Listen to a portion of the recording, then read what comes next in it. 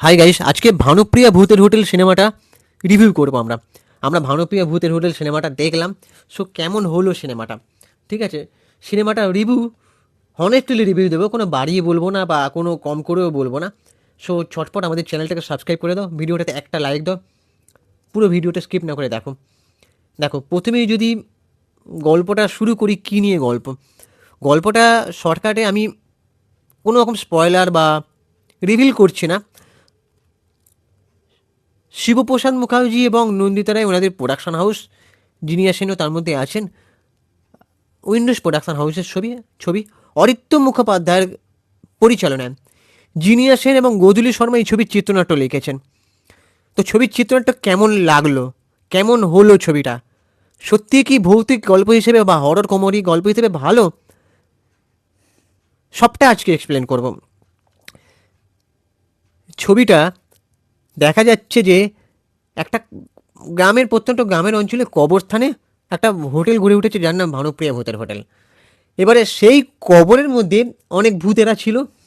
এবার সেই ভূতের হোটেলটা মানে নির্মাণ হওয়ার জন্য যে অতৃপ্ত আত্মারা, মানে তাদের খুব অসুবিধা হয়ে গেছে। তারা মানে যে কবরের মধ্যে থাকতো তারা সেটা মানে সেই ভিটে ছাড়া হয়েছে।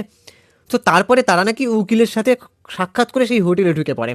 এবারে সেই হোটেলে ঢুকে সেই ভূতগুলো মানে অনেক বাধার সম্মুখীন হয়ে পড়বে। কিছু কুসংস্কার, কিছু মানে অদ্ভুত ধাঁধার মধ্যে সেই ভূতগুলো পড়ে যায়।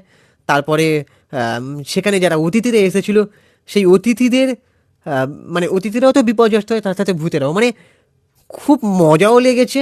আর সে কাণ্ড কারখানাগুলো মানে দেখে খুব এন্টারটেনমেন্ট, মানে মনে হয়েছে খুব এন্টারটেন হওয়ার মতন। সো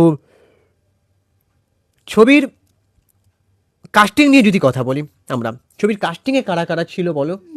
মানসী সিনহা খুব ভালো পাঠ করেছে, অনামিকা সাহা খুব ভালো সিনেমাটায় পাঠ করেছে।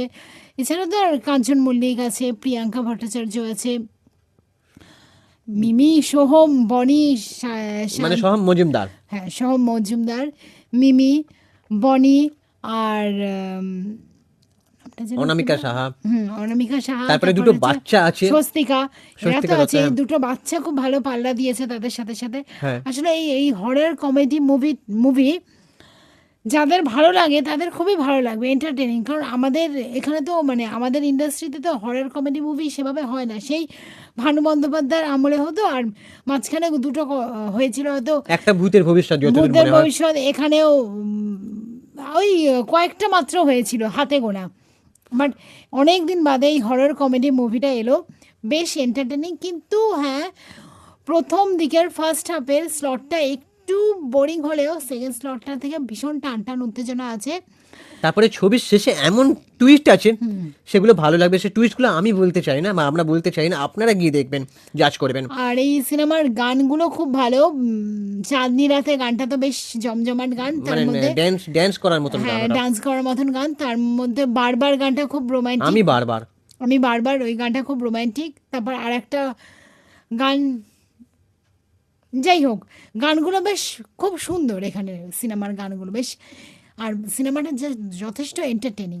যাদের ভালো লাগে হরর কমেডি মুভি তাদের খুব ভালো লাগবে মানে সিনেমাটা। যারা ভৌতিক গল্প খুব ভালোবাসে, ভূতেদের গল্প দেখতে খুব ভালোবাসে, একটা বাচ্চারাও। হচ্ছে ভূতেদের plus horror, horror plus comedy, দুটো নিয়ে ভীষণ এন্টারটেনিং হ্যাঁ, সিনেমাটা। মানে আমাদের এখানে তো কমেডি সিনেমাও হয় না, ভূতের সিনেমাও হয় না, তো এটা দুটোর একটা মিশেল আছে এই সিনেমাটা।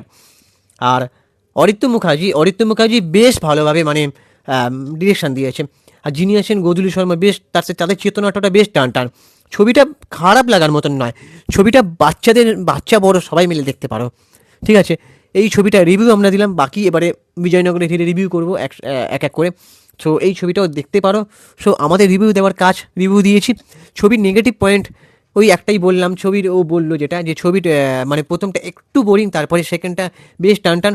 তারপরে ছবির নেগেটিভ আমার মনে হয়েছে কিছু কিছু জায়গায় একটু মানে মানে মনে হয়েছে এগুলো না হলেই হতো, মানে এখানটা যদি আরেকটু ভালো করা যেত। দেখো, ছবির নেগেটিভ এক একজনের কাছে এক এক রকম। তোমাদের কাছে যেটা নেগেটিভ মনে হবে না, সেটা আমার কাছে হয়তো নেগেটিভ। এবার ছবি দেখো, একটা ছবিতে আর সব তো পজিটিভ থাকবে সেটা নয়, তবে ছবিটা বেশ ভালো হয়েছে এটুকু বলতে পারি। ছবিটা অরিত্য মুখোপাধ্যায় যে ডিরেক্টর, সে বেশ মানে সংযতভাবেই কাজ করেছে এটুকু বলতে পারি। আর হরর কমেডি, দেখো উইন্ডোজ ভালো করেই যেন তোমরা কন্টেন্টের রাজা, তারা কন্টেন্টের দিক থেকে এগিয়ে থাকবে। তাদের যে চিন্তাধারা, তাদের যে চিন্তা শৈলী, সেটার তো প্রশংসা না করে আমরা মানে উপায় নেই। তো এইটা এটুকু বলতে পারি, ফ্যামিলি এন্টারটেনিং ছবি, ভালোভাবে দেখতে পারো। তো কোনো রকম জায়গায় মনে হবে না যে বাচ্চাদের দেখার মতো নয়, ঠিক আছে? তো বেশ ভালো।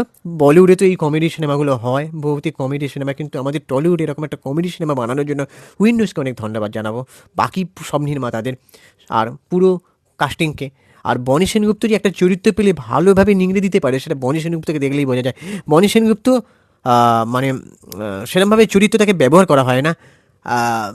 যতদূর শোনা যায় কৌশানী মুখোপাধ্যায় শিবপ্রসাদের সঙ্গে বহুরূপী বলে যে ছবিটা করেছিল, তারপরে বনি সেনগুপ্তের জন্য একটা কৌশানী মুখোপাধ্যায় রিকোয়েস্ট করেছিল যে শিবুদা যেন একটা বনি সেনগুপ্তকে ভালো চরিত্র দেয়। আর সে যে চরিত্রটা পেয়েছে, বেশ মানে উজাড় করে ঠেলা দিয়েছে। সোহম মজুমদার বেশ ভালো অভিনয় করেছে। সোহম মজুমদার, তাকে নায়ক করে আরও ছবি বানানো দরকার। টিপিক্যাল নায়ক না করলেও একটা ধরো মাল্টি স্টারার ছবি যেরকম, সেখানেও কিন্তু সোহম মজুমদারকে দেখা যায়। স্বস্তিকা দত্ত, তারপরে স্বস্তিকা দত্তর সঙ্গে তোমার বনিকে ভালো মানিয়েছে, সোহম মজুমদারের সঙ্গে মিমি চক্রবর্তীকে ভালো মানিয়েছে। বাকি আর কিছু বলার নেই। এবার তোমরা ছবিটা দেখে বলবে কেমন হয়েছে, কমেন্ট করে জানো কারা কারা দেখেছো। আমাদের চ্যানেলটাকে সাবস্ক্রাইব করে দাও। আমরা ইনস্টাগ্রামে আছে রয়েছি, ভিডিওটাতে একটা লাইক দাও। আমি চিঙ্কি বাবু 2531, তোমারটা বলে দাও। পৌশালী.31। আমাদের কাপল ইনস্টাগ্রাম আইডি হচ্ছে সুপ্রিয় পৌঁছালে, ওখানে গিয়ে ফলো করে দাও। টাটা, দেখা হচ্ছে পরে ভিডিওতে।